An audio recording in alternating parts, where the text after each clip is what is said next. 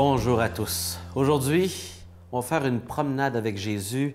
On va parler des hommes qui ont fait une rencontre avec Jésus, qui ont marché avec lui et ils en avaient vraiment besoin après une lourde épreuve, des déceptions. C'est une marche spéciale avec Jésus qui va faire une différence dans leur vie. Et j'espère que ça va être la même chose pour vous. Peut-être que vous avez besoin de prendre une marche aujourd'hui avec Jésus et lui demander, Seigneur, révèle-toi à moi. J'ai besoin de te rencontrer, toi, le Fils de Dieu, Jésus-Christ ressuscité. On lit dans le chapitre 24 de Luc et les versets 13 qui vont suivre cette rencontre sur le chemin d'Emmaüs. Et voici que ce même jour, entre eux, se rendirent à un village du nom de Emmaüs, à 2 heures de marche de Jérusalem, 2 hommes. Ils parlaient entre eux de tous ces événements qui s'étaient passés. Or, comme ils parlaient et discutaient ensemble, Jésus lui-même, ressuscité dans le fond, les rejoignit et fit route avec eux. Mais leurs yeux étaient empêchés de le reconnaître. C'est des gens qui avaient connu Jésus et pourtant ils étaient aveuglés, ils ne pouvaient pas le voir. Il leur dit, « Quels sont ces propos que vous échangez en marchant? » Alors ils s'arrêtèrent, l'air sombre. L'un d'eux, nommé Cléopas, lui répondit, « Tu es bien le seul à séjourner à Jérusalem qui n'ait pas appris ce qui s'est passé ces jours-ci. » « Quoi donc? » leur dit-il. Il veut les faire parler de ce qui les trouble, de ce qui les préoccupe. Ils leur répondirent, « Ce qui concerne Jésus de Nazareth, qui fut un prophète puissant en action et en parole devant Dieu et devant le peuple. Comment nos grands prêtres et nos chefs l'ont livré pour être condamné à mort et l'ont crucifié. Et nous espérions qu'il était celui qui allait délivrer Israël. » Et là, ils sont au cœur de la déception. Ils avaient une espérance d'une délivrance et ça ne s'est pas passé comme ils pensaient. Combien de fois on a des plans, les choses ne se passent pas comme on voudrait et on est déçus. Ils avaient perdu leur espérance et Jésus vient pour leur donner de la perspective. Mais en plus de tout cela, voici le 3e jour que ces faits se sont passés.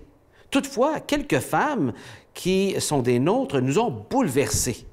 S'étant rendues de grand matin au tombeau et n'ayant pas trouvé son corps, elles sont venues dire que même eux ont eu une vision d'ange qui avait déclaré que Jésus était vivant.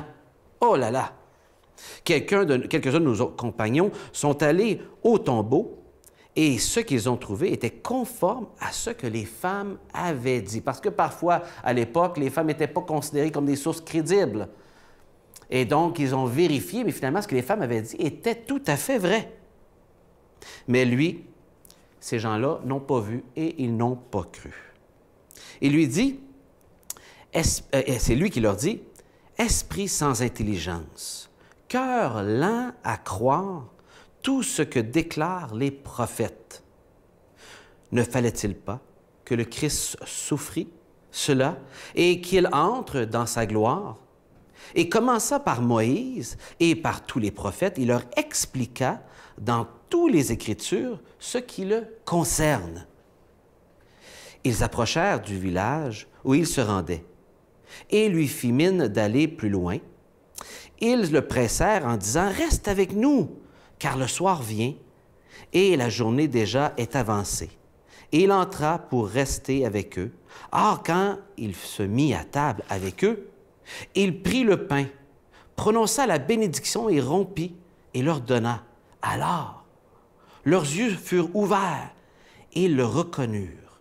Puis, il leur devint invisible. Tout à coup, il est disparu. Ils ont reconnu au moment de la prière et ça a pris le moment de prière pour qu'ils reconnaissent la personne de Jésus et ensuite, il disparaît. Ils se dirent l'un à l'autre, « Notre cœur ne brûlait-il pas tandis qu'il nous parlait en chemin et nous ouvrait les Écritures? »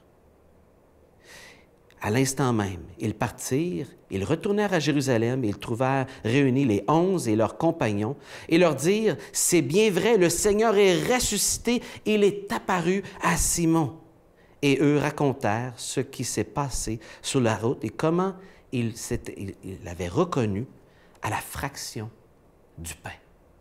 Remarquez ici, il y aurait beaucoup à dire, mais Jésus va prier avant qu'ils comprennent. C'est lui, Dieu, Jésus qui va ouvrir leurs yeux pour qu'ils comprennent. Et qu'est-ce que Jésus va faire? Il va ouvrir la Bible, l'Ancien Testament, et montrer toutes les prophéties qui ont rapport avec lui. Et c'est la Bible qui va être utilisée pour leur ouvrir les yeux. Quoi de mieux comme texte pour nous encourager à prendre le temps de lire les Saintes Écritures pour comprendre qui est Christ et pour nourrir notre foi. Que le Seigneur vous accompagne. Bonne journée.